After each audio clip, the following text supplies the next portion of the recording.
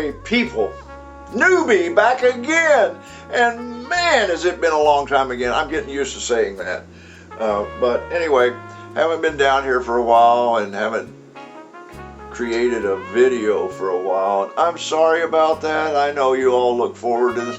But my videos have got to be the highlight of your day, week, month, year. What I know that. I'm sorry. Okay. Never mind. Anyway, we're sitting here in the train room today because, hey, I got down here and I did something. And what I did was this. You know, I told you I was going to change the yard area, and I did it. And a little different today because while I was starting to work on this, I had an assistant. And my assistant was able to run the camera, so I didn't have to, and I can actually show you some of what I was doing. And you know, it's so hard to run the camera and do stuff at the same time that having an assistant, and he doesn't want me to tell you who he is. But you know, has anybody out there ever watched Buckethead play guitar? That's kind of who this guy is. He's somebody that doesn't want you to know who he is. He won't be on camera. Even though he has a hat, and by the way, anybody wants hats, we still have hats available, so if you want a hat, just send me an email and the email address down below. But anyway, so we got the yard area going, and I'll show you a little bit here of what I did right here.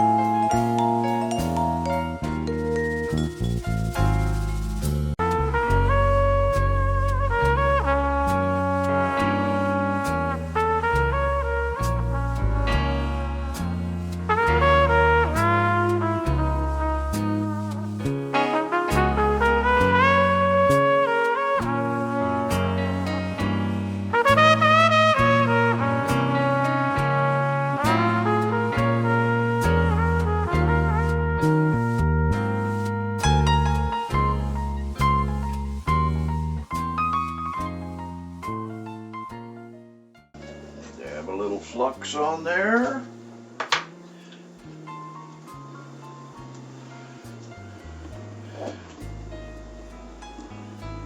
This soldering iron is a really good one. It has push buttons here that you can actually set the temperature, which makes a lot of difference to doing a good solder job.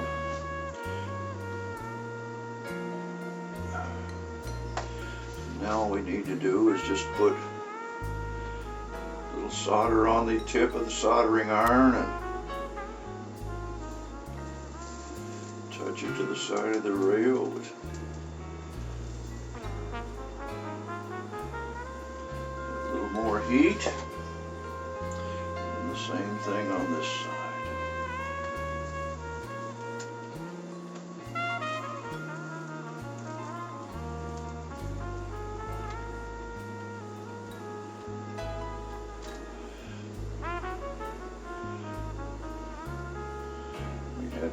We should have a pretty good connection there now.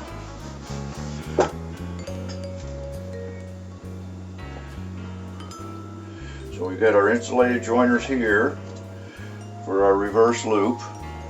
These other insulated joiners over here, track's all in and ready. That should work fine.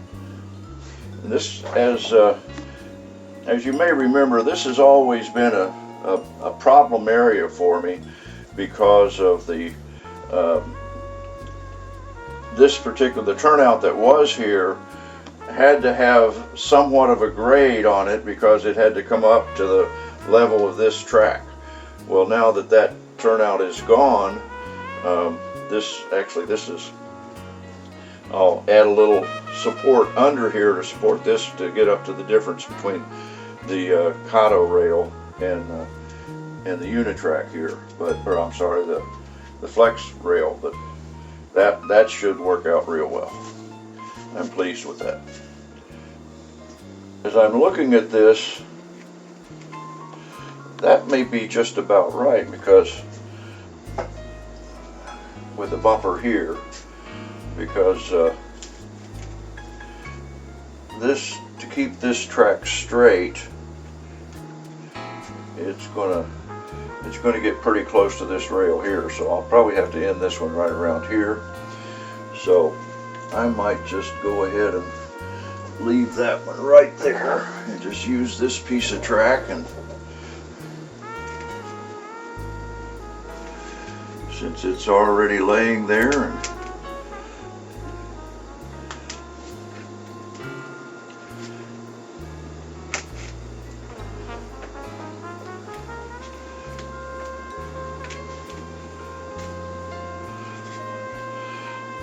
we'll just put a bumper on the end of it, and that'll be the first yard track completed.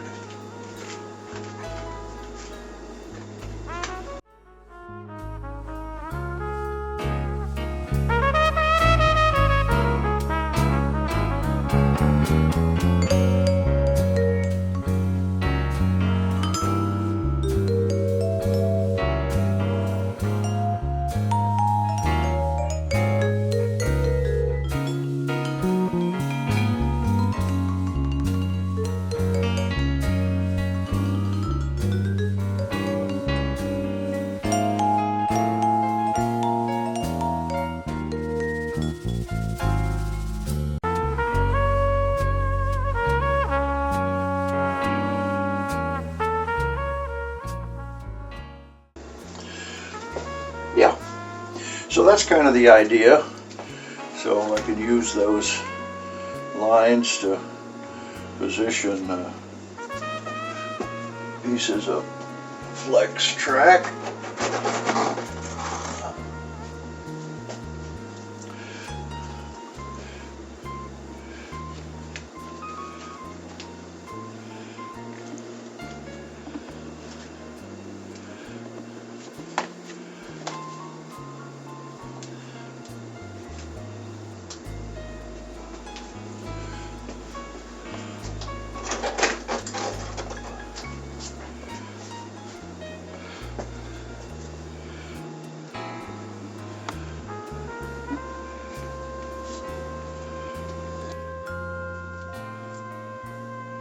So there. That's going to be a much more significant yard area. I'm going to like that. It also gives me a considerable amount of space, and I'll put a, if you can see that, I'll put a turnout in here, and now I've got a significant amount of space for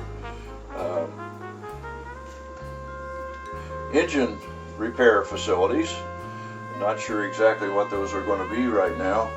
I was going to use that roundhouse, but it just doesn't fit, doesn't work. So that's the plan. I think it's going to work out well. Okay, there you have it. There's where we are, and I think it's going to be okay. I took out, move the camera over a little bit here, and you see I took out the two turnouts that were here at the top of the yard ladder. I'm going to put this one back in, of course, because I have to complete the yard ladder here. And can you see that? I'm not watching where I'm pointing here, but this turnout has to come back in. So I put the turnout here, and then as it comes around here, and I'm knocking stuff over. But anyway, as I come around here, there'll be another turnout in here somewhere that will basically be the direction going into what's going to be the engine facility. And I'm not sure exactly what that's going to consist of, but you see it's going to be a lot of area in here, and it kind of like where this track goes, there'll probably be a couple of turnouts. I might use Y's here. I don't know, but that's where that's going, is to finish this and finish this yard area. So now look how much space I'm going to have to park trains in here. It's going to be a lot different than it was, and yes, I'm going to lose the capability to turn some trains around. As I told you before, if a train is going in the easterly direction, I can come in through this turnout and go around the back of the yard and come down through this part of the yard ladder, and that train will be turned around and going the opposite direction. But because this part of the yard ladder is now gone, I lose the capabilities to do that if the train is going in that direction. So I'm not sure I've completely given up on being able to figure out a way to do that, but for right now, I think get my camera set here. I think having the larger yard is going to be well worth giving up that functionality of being able to turn trains around in either direction. I don't know, we'll see, but that's where that's going. Now, the other thing going on, remember the computerizing of this thing, and in particular the turnouts is what I'm working on right now, and that's still going, and it's going okay. But one of the things I'm learning is JMRI is a volunteer software program. It's completely designed and programmed by volunteers. So the guys, wow, they did a great job and are doing a great job. They're still evolving. But one of the things with the software is it leaves some areas to be desired, and there's some conflicts that I've run into with JMRI. Not their fault. It's basically my fault because I didn't get completely familiar with the package before I started playing with it, if you will. In particular, one of the things that kind of jumped up and bit me was that there's tabs at the top of the tables, and those tabs are they're in Panel Pro.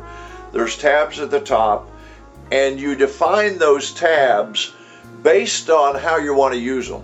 Well, I didn't know that, so when I went in and started playing with them, I just didn't pay any attention to the naming of the tabs. And, well, the problem is, once you name a tab, you can't change it. You can't go back and rename a tab that's already been in Panel Pro. And it became a problem specifically because I didn't know that. Well, I want to use CMRI, which is a computer interface, to go to my Arduino, because I'm programming the Arduino to actually do the tripping of the switches of the turnouts. And because you need to name the tab CMRI so that it knows who it's talking to, so to speak. I was way far along before I realized that, and then I couldn't go back and change it. You can't change a tab once you've named it. So there may be a way to to work around that, but I don't know what it was. So I ended up just zapping JMRI and starting over again, downloading JMRI new, and so that's one of the problems, one of the things. But yeah, I'm learning, but I'm not there yet. So that was one of the things that was a real setback. So I had to start all over with designing my panel and just with loading my panel into Panel Pro and all that. And that's been, well, first of all, I spent hours and hours and hours trying to figure out how to do it without zapping it. And then once you zap it, you spend hours and hours and hours redesigning everything. But anyway, the good news is I think I have the Arduino code written to control the turnouts. I say I think because I haven't been able to test it by turning a turn. Don't you just hate it when the camera stops recording in mid-sentence? What was that sentence? That sentence was I was testing. I was getting ready to test my my Arduino code, and the plan is to use those turnouts that used to be the ladder here, and do a test bed so that I can test to see if my code works. And once I do that, then I can finish writing the rest of the code, and we can bring it in here. And my plan is that I'm going to put the computer underneath underneath the layout, I think, the laptop. And then when I let me show you what I'm talking about here.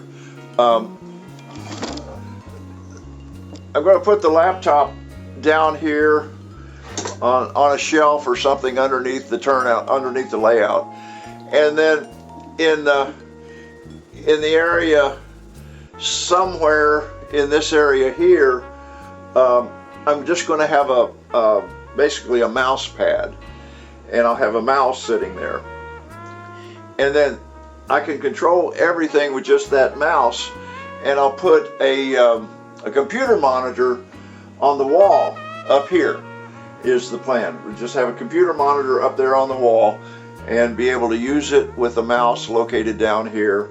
And I'm thinking everything should work doing that. I don't know for sure. We'll have to try it and see. But that's kind of the plan right now, is to be able to basically just have the computer under the layout, and then be able to flip those turnouts, and then after that, block sections, program trains to run by themselves. I don't know. All that's capable. That JMRI software is capable of doing that. Am I capable of doing it? I don't know. We might find out before long. But anyway, so that's what's going on, and I expect to be back on that this week. I'm hopeful. We got the joys of home ownership. Friday is a new roof here, so that's going to be somewhat disruptive. No, I'm not doing it myself.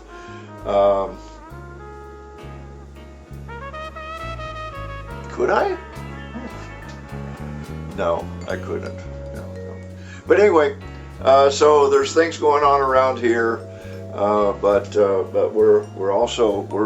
we haven't given up down here. We're still hopefully moving in a direction. Maybe it's the right direction. I don't know. We'll see. But anyway, that's it for today. Thanks for watching.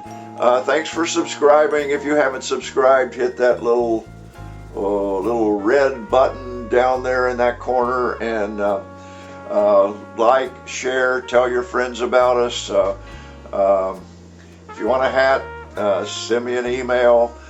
We got a couple of colors available yet, and we'll see you next time when we'll see what's going to happen.